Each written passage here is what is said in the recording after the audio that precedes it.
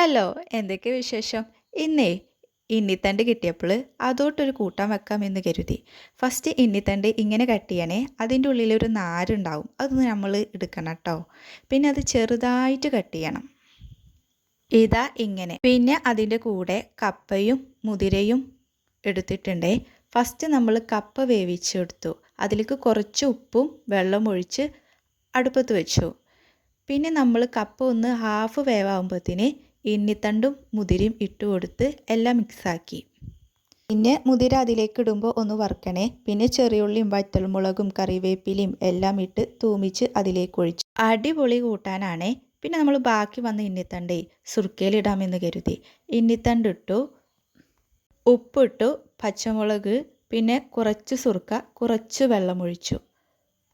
അങ്ങനെ അതും റെഡിയായി. പിന്നെ ഞാൻ ഭക്ഷണം കഴിച്ചു. നിങ്ങൾക്ക് എൻ്റെ വീഡിയോ ഇഷ്ടമായെങ്കിലേ ലൈക്കും ഷെയറും സബ്സ്ക്രൈബും ചെയ്യണേ. ഇനി അടിപൊളി വീഡിയോസുമായി വീണ്ടും കാണാം. ബായ്.